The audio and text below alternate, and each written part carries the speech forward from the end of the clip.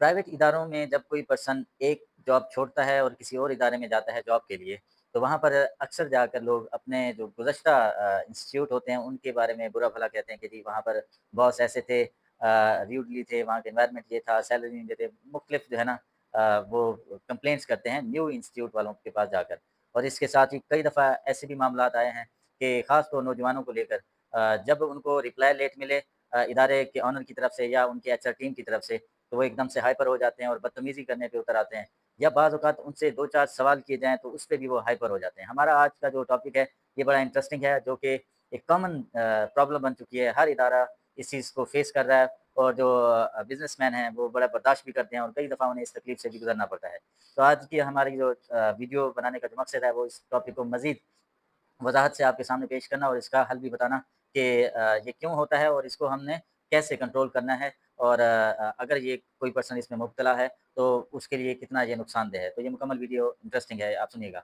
अब देखें जो पहला पॉइंट है, वो ये है कि जब कोई पर्सन किसी भी इदारे को लेफ्ट करता है एक दफ़ा और दूसरे इदारे में जाता है सीवी जमा कराने के लिए, अक्सर वहाँ पर इंटरव्यू में पूछा जाता है कि भई आपने पिछला इदारा क्यों छोड़ा? जहाँ से आपने जॉब छोड़ी है उसकी why you left the job?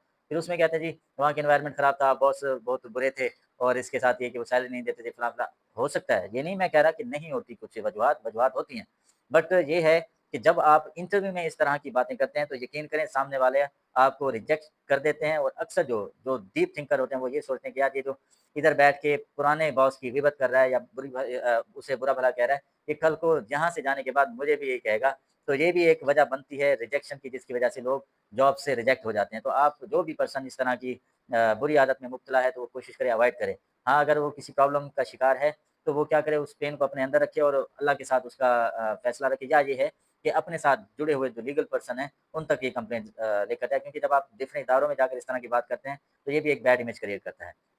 इसके अलावा जो दूसरा पॉइंट है बड़ा अहम है कि हमारे नौजवान बहुत जोशीले हैं आजकल। अब अक्सर क्या होता है कि कोई भी एचआर कंपनीज़ किसी भी वजह से उनका इंटरव्यू जब डिले करते हैं, तो हर बंदे की कोई जेन्युइन रीज़न होती है। अब जैसे कोई पर्सन टाइम पर इंटरव्यू के लिए नहीं पहुँचता, तो वो बताता है जी मेरा बाइक खराब हो गया था, मौसम की वजह से ये है, फलाँ इश्यू है।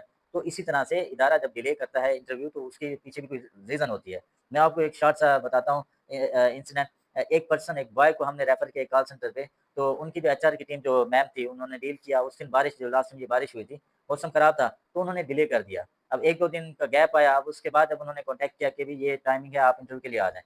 तो वो इतना हाइपर हुआ कि जी आप तो ऐसे हैं, आपको तो तरीका नहीं है अपनी टीम को हैंडल करने का कि जी आप टाइम क्या बताते हैं, इंटरव्यू के कब लेते हैं।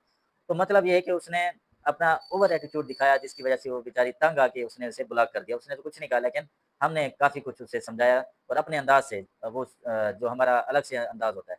तो ख़ैर क्योंकि ये एक डिजिटल ब्रांडिंग को डैमेज करना भी होता है कि एक जगह आपको रोज़गार हमने तलाश करके दिया है, कि यार ये अच्छी जगह है, यहाँ से आपका सोर्स ऑफ इनकम बनेगा। तो लोग वहाँ पर जाकर इस तरह से हाइपर टेंशन क्रिएट करते हैं अपने लिए भी और बाकियों के लिए भी। तो ख़ैर ये कि उन्हें हमने लिस्ट से भी रिमूव कर दिया था। तो ये आप उन तमाम नौजवानों के लिए एक मैसेज है, तो खुदारा थोड़ा-सा अपने अंदर बर्दाश्त रखें। मुझे पता है कि बेरोज़गारी है, आप फैमिली का प्रेशर भी बर्दाश्त करें, अपने दोस्तों का, अपने रिश्तेदारों का, मतलब हर जगह से आपको एक प्रेशर है कि भई आप क्या करें, आपका फ्यूचर प्लान क्या है।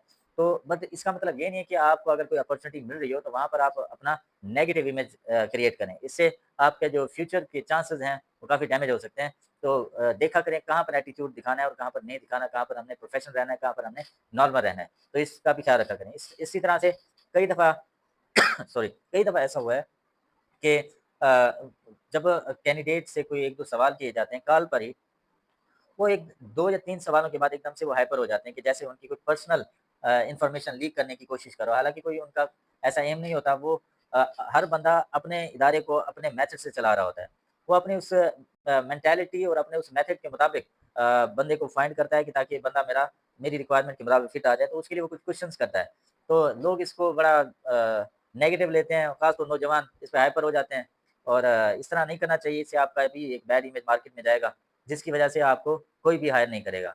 तो ये कुछ पॉइंट्स थे और भी हैं, वीडियो लंबी हो जाएगी तो इसलिए आज का टॉपिक हम यहीं पर ही खत्म करते हैं। अगर आप में से कोई भी पर्सन अपना आइडिया हमसे शेयर करना चाहे और वो चाहता हो कि हम ये वीडियो बनाकर आपके टॉपिक को मज़ीद पब्लिक तक पहुँचाएँ, तो आप कमेंट बॉक्स में अपना टॉपिक शेयर कर सकते हैं। और अगर किसी को स्टाफ की ज़रूरत हो, तो वो भी हमसे कॉन्टैक्ट कर सकता है। इंशाल्लाह आपको प्रोफेशनल स्टाफ देंगे। अपना ख्याल रखिएगा, हमारे इस चैनल का भी। Thank you so much. अल्लाह हाफ़िज़।